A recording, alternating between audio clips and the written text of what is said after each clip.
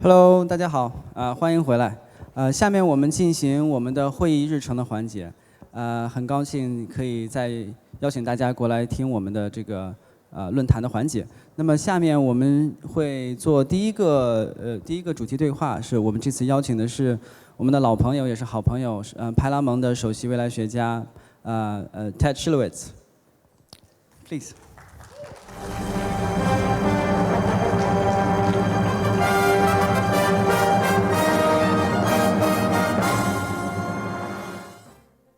你好。Whew. Good morning. I'll be speaking in English. Hopefully that's okay. 我们下面这个环节主要是用英文啊，如果大家需要这个同传的话，外面我们会有同传的设备，好吗 ？OK.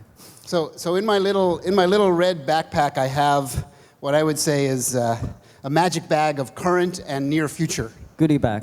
Yeah, my own little personal goodie bag. And we'll show some videos today. Actually, one of them is running right now.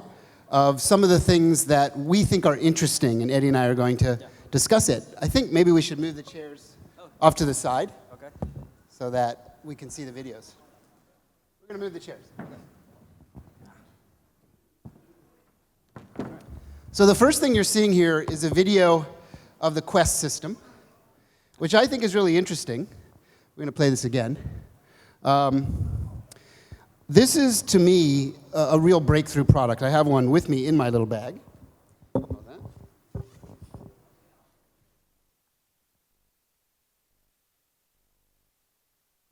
The first piece of the technology puzzle we'll talk about today.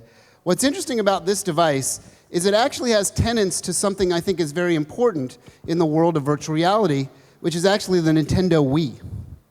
So if you look at the video from the launch video of the Nintendo Wii from about 20 years ago to the Quest today, this device, this all-in-one VR headset that I'm wearing on my head, you'll notice that they have a lot of similarities, that they actually work in similar ways. So if you look at the marketing video of the Oculus Quest and look at the video of the Wii, they're teaching us something about the medium.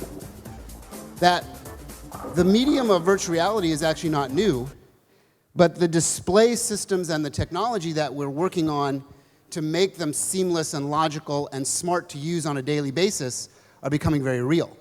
So what's great about this device is that we get a full 6 degree of freedom virtual reality device for under $400 US. And I know that some people in the audience have them here. So in the mornings when I was in Shanghai last week, every morning I would go to the gym, and instead of working out on the machines, I would wear my Oculus Quest and play a game that I'll show you a video of in a minute, and a few games that are workout related. So my question... Not Beat Saber? Yeah? No, not Beat Saber? Beat Saber? Beat Saber, yeah. So my question to some of the audience is, if you brought one of these with you, stand up and show yourselves. And who played it this morning, right? And Adam. So this is starting to become a kind of a cultural phenomenon. And the reason why we think it's a cultural phenomenon is because primarily of content like this. This would be considered our Pac-Man moment in VR. So I'll play this for you. I presume some of you have seen this, played it. If you've played this, raise your hand. A good amount of you. Basically, you become a superhero, right? It allows you to be inside a world where you're using physics and timing and music, and a lot of the tenets of great games like Guitar Hero and Dance Revolution, and it all sort of comes together like this. So this is a massive commercial success in the small but growing world of virtual reality. And what we know about why this is such a hit psychologically is this was a moment from last year when I was in Korea, and this is the Beat Saber arcade version. I want you to watch what's happening here.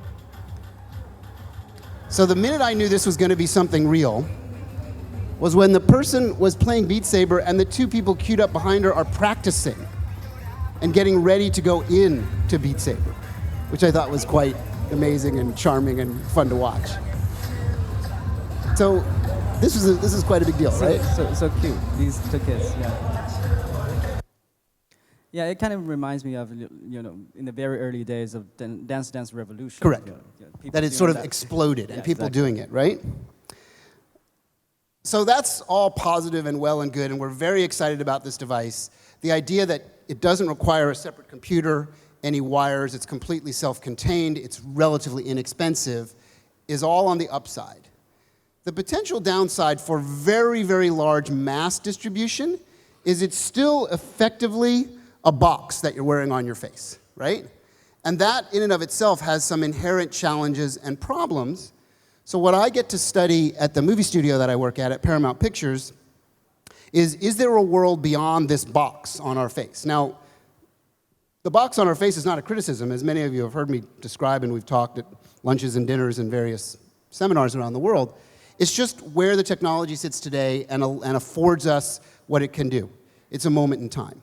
But what we're studying, what Eddie for sure is studying, what Qingdao as a city is studying, is there something beyond the box on the face? And we believe the answer is yes. And we believe that these kinds of devices that I'm wearing and others are wearing, that's a very famous basketball player from the US wearing some mixed reality.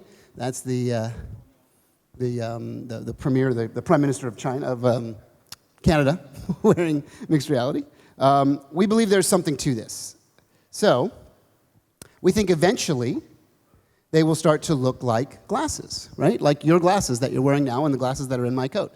And we that are studying this and learning about it are not the only ones that believe this. We think that there are a lot of other people that believe this, so you probably recognize that gentleman. He works for a fairly large company in the US called Facebook. They own this company, Oculus. And a few years ago at the big Oculus conference, the big VR box on the face conference, he went on stage and said, the future of VR AR is not a form factor like this, it's a form factor like that. He was very public about it, right? So that gives us some thought, some credence that things are moving in that direction. And arguably, that gentleman and the people that work with him have $4 to $5 billion invested in virtual reality as it stands today. And what they're telling you is that what we have today is a moment in time, that the form factor will need to change before it reaches massive mass adoption. Do you have any thoughts on that before I go on? Well, obviously, Zuckerberg said that we wanted to bring AR/VR technology to 1 billion people. And the only way to do that is to actually have that kind of device. And I think he said at the last conference, they're 1% complete on the journey, exactly. right? So it's an interesting time.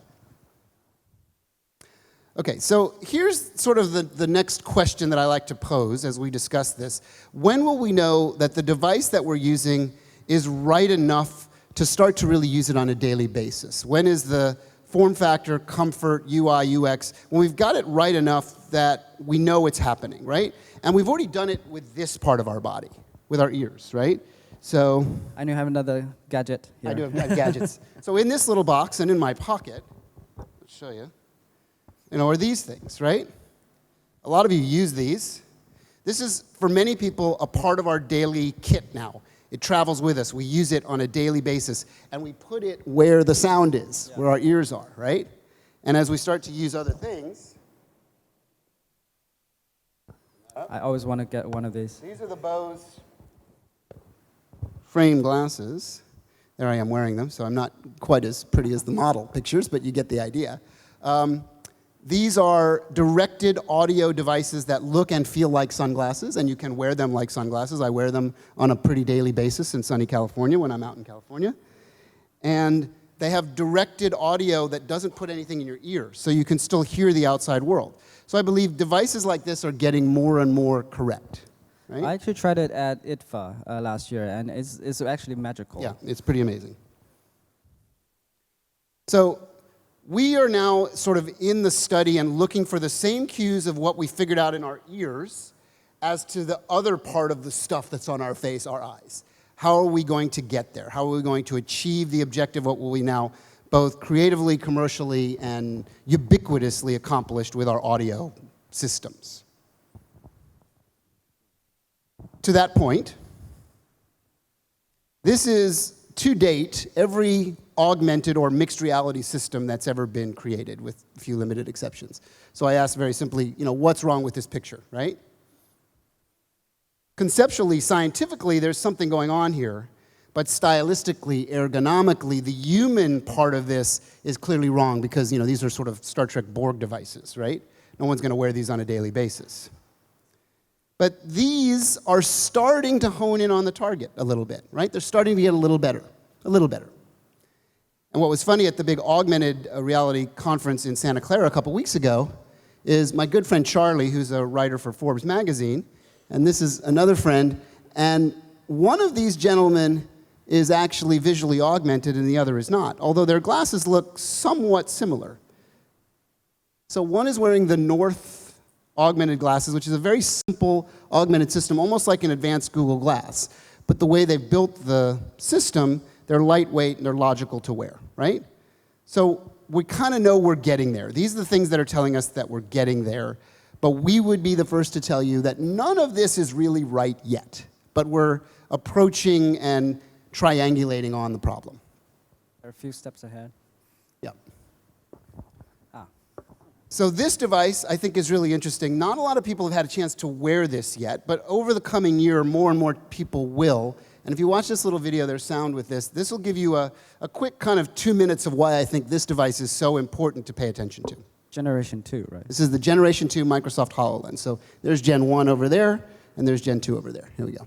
So I'm wearing the prototype HoloLens 2, which is pretty fantastic for a number of reasons. Ergonomics and comfort. The fact that I can flip it up to see you. It's got a much wider field of view horizontally and, more importantly, vertically, so that the natural visual system is more visually logical in this. And as I touch things, it's a more natural approach to touching things. So I'm literally choosing things and picking things and opening a menu and popping into things just by doing that. So this is most definitely a glimpse into the future of where a visual compute system looks, feels, exists, and starts to become real, starts to become something you would think about using on a daily basis instead of a flat physical screen either sitting on your desk or holding in your hands. This is most definitely a vision of the future that is starting to become very real now. And I can't emphasize enough the little moment where I mentioned the visual vertical side of this field of view increasing as opposed to the horizontal side increasing. There's something really interesting about the understanding of our human visual system that we have an expectation, and Sean and I were talking about this last night, that our horizontal field of view, because of our peripheral vision, we actually understand that it cuts off at some point, and we adjust for it as we move our head. But there is a moment where we know that we don't see what's going on over here. What's interesting about the visual side from a vertical standpoint is that when we look up and we look down, we have a perception that there is no break point. Even though there is actually a break point, the way our brains and our eyes work, looking up and looking down is actually different than the horizontal cut point. So one of the issues so far with mixed reality glasses is that the vertical, what we call the chop point, is actually too narrow, and it breaks the illusion too quickly.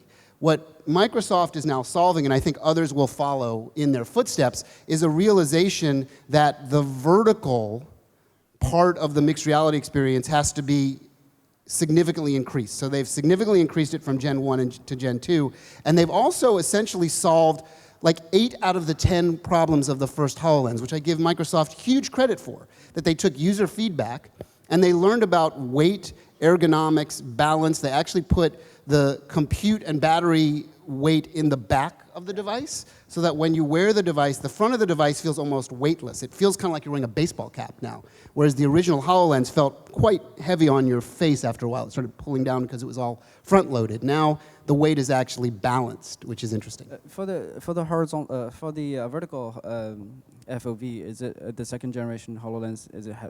Does it have like a bigger FOV on? Yeah, I would say it's probably close to double of the first HoloLens, both vertical and horizontal. So the first HoloLens felt like a little square in front of you. It was still quite magical when you used the software understanding correctly to create illusions that were sitting right in front of your face, directly in front of your eyes. They felt like they were holographically floating in front of your eyes. But the minute you did anything outside of that bounding box, you realized you were watching a little screen. This is now significantly better, and we're still not anywhere close to done with this product being a real product. So that's that. Next step in the equation is this company. And I'm wearing the latest incarnation of the Nreal mixed reality glasses. Super lightweight, feels like glasses, looks like glasses. I'm looking at a super high resolution mixed reality world, looking at all kinds of demos, all running off USB-C off a mobile phone. So the device connects, runs power, gets everything it needs from the phone to an ultra lightweight wearable device that feels like glasses on your face. So this is another big step forward that we're paying very close attention to. What Eddie's wearing there looks and feels like glasses, and it all attaches to a commonplace smartphone over USB-C. And the price point of these glasses has been announced at $500. So this is starting to make impact. The form factor of these is a big deal. And I think in a moment we'll show you a little clip of visually what these things can do. So what we have now for the rest of our time, I thought what Eddie and I would do is actually show you some screen captures. Because a lot of times people like us will talk about this stuff, but you don't really have a realization of what these devices can actually do. So one of the devices I'm extremely enamored with and spend a lot of time with is a device out of Florida, a company called Magic Leap, which we'll show you in a minute how that plays out. And what I wanted to do is sort of discuss this for a couple of minutes, this thesis about virtual reality versus mixed reality and where this is going. So this is a belief structure for me. The belief structure is that virtual reality is the sideshow, and mixed reality is the big top, the main event. That doesn't mean that virtual reality will be a small industry. It's probably going to be a very large industry, and if all things are going in the way of what we're learning about this device, The box. yeah, the box, the advanced box, this is already going to be a multi-billion-dollar industry worldwide, and it's already starting to show that. But the multi-billion-dollar industry, likely trillion-dollar industry, will not be virtual reality. It will be mixed reality, because mixed reality, or extended reality, XR, includes virtual reality as part of its purview, right? So here's the logic, and I'd be curious if you can compare some of the Chinese statistics, if it's close to the same. I think the Chinese number will be bigger, actually. It probably is very bigger, right? So in the United States today, this is kind of my correlation of where my thought process goes. The average United States citizen, the average American, sees about 5 movies in a theater per year. That's about it, right? We go once every 2.5 months to go see a movie in a theater. So that's 12 to 14 hours of full immersion, of being inside a fully dedicated entertainment environment where you're expected that there is no distractions. And when you get frustrated when people are using their phones and trying to bring mixed reality into that dedicated reality world, right? Now, compare that to this behavior, the smartphone behavior and all the other screens that we use on a daily basis, right? That, today, statistically, in the United States, is about 11 hours per day. So in China, we think it's, what, 14 hours per day? Maybe 16. 16 hours per day, right? So sort of do the comparison, do the math. In the US, let's say in China, it's maybe even 3 times that. Maybe it's 20 to 30 hours of let's go to the movie theater a year versus 4,000 to 5,000 hours a year using screens in the real world. So if we make this sort of direct correlation that the closest thing we can make people sort of understand as to VR behavior is dedicated, committed behavior, is like going to a movie theater, even though the advantage is that we can take the movie theater with us everywhere. I've often used the term that wearing VR is like strapping a theme park onto your face. You can literally take the theme park with you, play games, do experiences. So it will increase that number probably into the hundreds of hours per year, but likely not into the thousands of hours per year. Devices more like this as a sort of a modern extension of your smartphone, where this giant screen can live in your field of view, but you can still see and interact with the outside world, will likely be the order of the day, will likely eventually replace our smartphone behavior. Our holdable screen will be a wearable screen when it gets right enough. These devices are not right enough yet, but they're showing us the path, right? So, agree, disagree? Oh, obviously, completely agree. Actually, I think it's obviously. I think a lot of people know that in China we have a super we call it super app called WeChat. So basically, you can do almost anything on that. So everyone's dedicated all of their time. When they wake up, they open up the WeChat, and when they go to sleep, before they go to sleep, they're always on WeChat too. So it's like completely dedicated your time on that specific app. But still, I mean, I think people are really get used to, interact with screens and interact with information in such format, in such way. I think, mixed reality, once those devices become more easier to put on and, solve the battery problems and, not problems, but to have a longer battery, I think people would definitely be able to dive into that, like the entire. Agreed. So you can imagine a day, probably not that far in the future, where there'll be WeChat mixed reality. And everything you'll do, including watching a giant movie screen on an airplane, which I did on the trip over on those devices, is going to become real, right? It won't be just for people like me experimenting with it. It'll be very commonplace. Actually, I remember there was a small news, but it actually created a lot of ripple in the Chinese community, because one of the senior executive in Tencent, they mentioned that maybe it's the right time to develop a VR version of WeChat. Yeah. So this is not a secret. We know this is coming, right? If you're interested in this sort of topic and discussion, these are some articles. This is the Forbes article where I was talking about this, and these are some other articles about screen time in the US that are sort of valuable points of resource. Okay. So now this funny little company in Florida that raised a tremendous amount of capital to push the computing, the visual computing ball forward. So this was the marketing piece that many of you saw. And all went, well, that's nice and good, but that's never going to happen, right? That's science fiction, right? What's interesting is it's actually kind of happening. It's not quite that yet, but maybe someday. So what I thought I would do now is show you this video. It's about 4 minutes long of me using this device inside my home in California. So I don't know if we can maybe turn these lights down or if there's possible. If not, the screen's probably bright enough so you watch it. So that's the Magic Leap device. That's what it looks like. They're kind of like steampunk glasses. The first thing I'll show you is this little clip. This was from the Magic Leap Developer Conference. And it's hard to hear this audio, but I want you to listen very closely to my reaction of what's actually happening here, because this was quite an impactful moment. The folks that built the software experience that I'm going to do were out of New Zealand, and I have some connections to New Zealand, so they wanted to film me to show to the developers as I was using the device. And what happened next was kind of miraculous. So here it is. So there's a table here. It's not, oh, it is really here. That's an interesting meta thing that I like. They thought the table was actually part of the mixed reality. The table is real, but everything that's on it is not. So that itself is pretty nuts. So do you guys get what a big deal that is? So here I am at this conference. I'm putting on the device. I didn't really look around the room that much. I was saying hi to my friends. I go into this experience, and I make the assumption that all of these things, there's a bunch of stuff on that table that I'm supposed to play with. We're all part of this digital world, and I put my hand on the table, expecting my hand to go right through the table, and the table was real. And my brain went, whoa. Okay, so that just happened to me, even though the fidelity of the device today is not at the level where it's truly photorealistic. That will probably come someday. My brain was fooled for a moment, and that gave me a really interesting cue point to say, this is really happening. This moment is really happening. So to that end, we'll now watch this little clip, which I think you'll enjoy.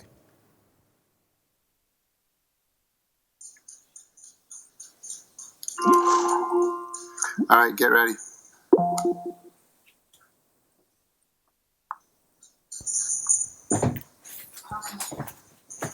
That's my wife. You can meet my wife. And my dog. You rolling?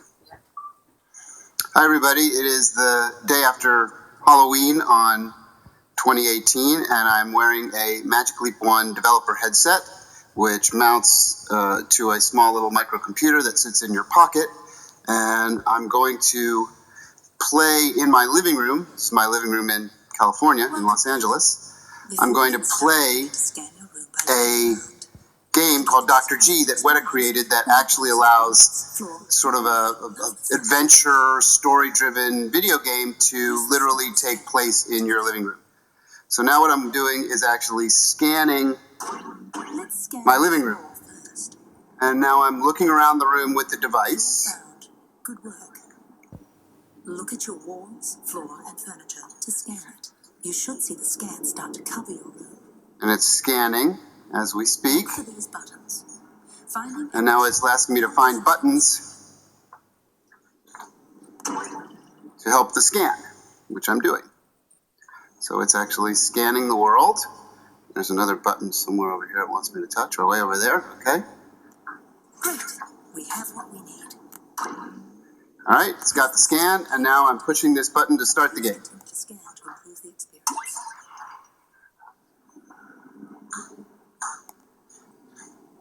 Oh, I didn't push it all the way through. There we go. All right. Now the game's getting ready to start. So this is what I do on a daily basis. This is my Stand by. job. Okay, it's loading up. So what's pretty remarkable about this is that there's this robot creature that's floating in my field of view, and it actually looks real to me. Like it is sitting there in my living room, and the smoke trails that are coming out of it are realistic. Like it actually looks like it's a real thing, which is pretty amazing. And now it's kind of opened up its little navigation world. So I pull out this thing, put it in there, and it's going to open up a briefing card. Now, I've played this game already for a couple of hours a few nights ago, so I'm on mission 7. Didn't quite get in there. Oh, there. Put it in. There we go. Okay. Now there's my mission card. I'm pulling it out. I'm looking at the mission card. It's kind of floating in front of me. And now I'm putting it in the little holder. And there it goes. Okay, and now I'm getting ready to start the mission. I just push it with my hand. And now I'm getting ready to fight robots in my living room. So what I'm doing There we here is go. looking through the device, as you can see. The Sure you're ready to fight robots in the living room? actual frame rate and what you're Here we seeing go. for the video on here Uh-oh. is much Okay, better so through now the the device. action starts. So now, in front of my little home theater screen, I have like a portal, and now I've got to shoot this robot dude. And they're all over the place. They're literally coming out of the walls. And I'm firing stuff, and I'm kind of trying to blow them up as fast as I can. And it's super fun. So a couple nights ago, as I was reflecting on this, I was thinking how, like, the journey of someone my age in mid-50s has lived through interactive entertainment, starting with Pong, then on to Space Invaders. Oh, I gotta pick something up. There we go. You literally pick something up with your hand like this. On to Space Invaders, then on to Pac-Man and Galaga, and eventually Mario, into Grand Theft Auto, into, I gotta keep killing stuff or I'm gonna die, into Red Dead Redemption and the Uncharted series. And now I'm literally playing a game in my living room where robots are literally climbing out of the walls, climbing from beyond the couch. Like, stuff is literally happening in my world. And that's what's so remarkable about this. And I just died because I was doing the video instead of paying attention to playing the game. So I'll do another run of the game and show you a little more game fun in a moment. So that's what this device does. I think your dog looked confused. The dog is continually confused in my life. But who's interested in that, right? Who wants to do that now that you've seen me do it, right? These devices are available. I think you have one at the show. You're demonstrating some content at the show.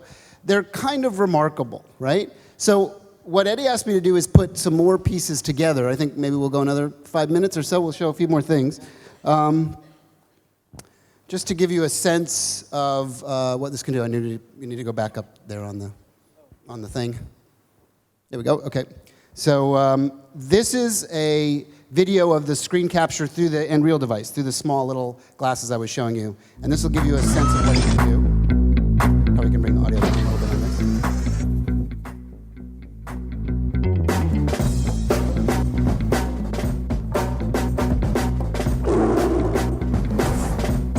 So for those that had a chance to use the devices and start to understand where this is going, you start to extrapolate from today in the 2019-2020 timeframe, and you start to look at where we will be in 2025 or 2030, when a lot of developers have had a chance to really work and craft this stuff and build an array of different experiences for gaming, social, healthcare, all different sort of forms of the industry that want a more advanced visual system than we have with traditional screens like today.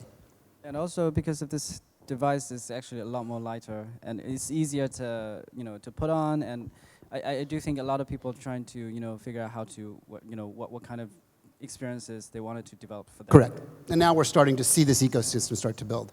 So these next few videos I did, we can sort of probably go quickly through these, but these are interesting, and we'll kind of probably talk through them as we're showing them. But what I'm doing now is I'm in my backyard with a Magic Leap device, and you can see I'm literally scanning the backyard, right? This is like dusk, nighttime. It's going to be quite pixelated because the screen captures were pretty low res, but it'll give you a sense of it. We can bring the audio up here now, you can hear it. It's kind of dark outside. So we're going to see how we do here. That's the grass. There's our astronaut. And you can see pretty photorealistic kind of 3D animation from my friends at Magnopus that designed this. It's human scale, so it kind of looks like it's a real astronaut. He's waving at me. And I'm literally walking around him. He's literally standing next to my orange tree. And there he goes on his little spacewalk. And, it really feels like he's sort of dancing on my grass, which is kind of incredible. You can see the reflections and pretty neat. And so, there he goes. So through that world, it's interesting because you can start to get a sense of the possibilities of actually having sort of believable permanence in this stuff, and it's pretty fantastic. I can get right up to him, look at the reflections from the moonscape, and see some of his stuff. And if I go back, you get a pretty good sense of his scale and size. He looks real to me. It's pretty high, which is pretty great. Yeah.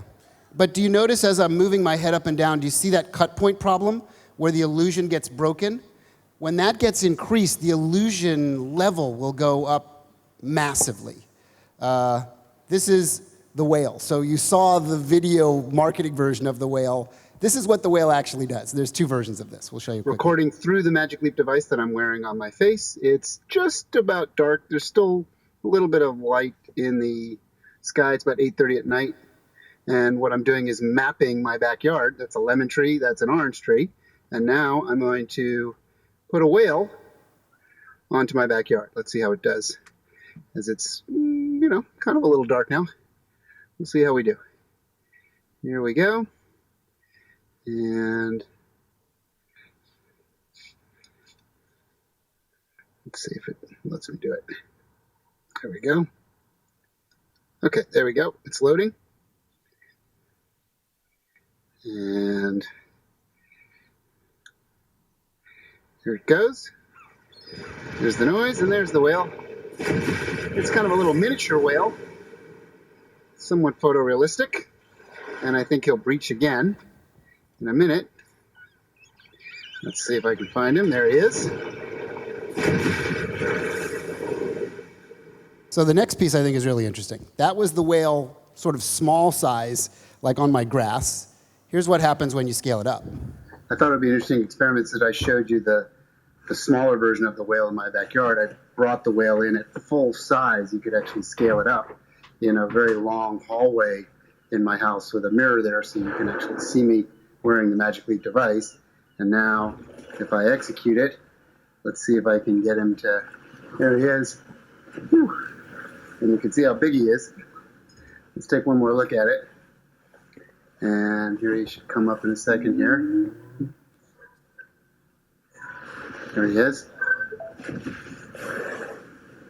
Let's see if I keep look this way. But we can see that reach right over me. Let's see what happens. Here he comes. There he is. You don't have to follow it, right? So you get a sense of what it can otherwise, you will be cut off. Right.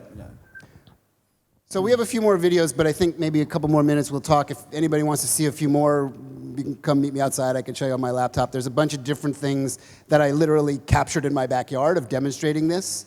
One thing to mention for those that are going to the exhibition later, there's an augmented reality piece that Paramount did with Intel that is showing in the display area for our movie Grease, where you can use an iPad to move around and see live dancers captured in full volume through an augmented lens, basically using the iPad as a lens. So it's not head-worn yet, that's the next step in the process, but it's quite engaging, and we were watching a lot of people at the expo do it yesterday, and they really liked it. So you can, yeah, it's a very that's some of the work interesting we're doing. piece, and also it shows the how volumetric capture, especially at bigger scale, how the technology is being used as a showcase, and I think everybody should check it out. Yeah, and so I think we've seen many examples of mixed reality actually, and but still we do know that this year 2019 is a big year for VR actually, because we do have a lot of new devices coming out of the market, like Valve Index, especially Oculus Rift S and Oculus Quest.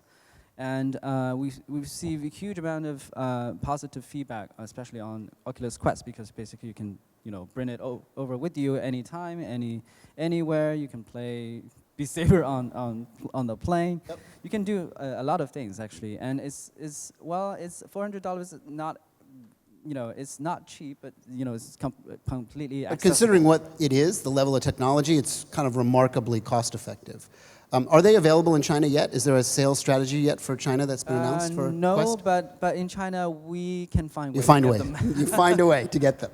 So I would recommend that you find a way, because this is the gateway to all the things that we're talking about. Completely self-contained, extremely powerful, and to your point, what you were mentioning before about the logging the hours, now you have the ability with the right device to get your hours in, like we would get our hours in TV or get our hours in on smartphone behavior. Now for the first time, we don't have to boot up a Windows computer, we don't have to plug things in, we don't have all the complexities of that.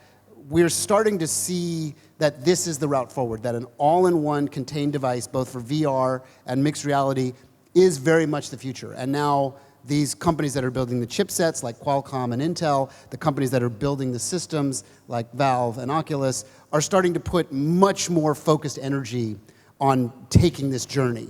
And they've all been very clear that the mixed reality version of these devices is on the horizon.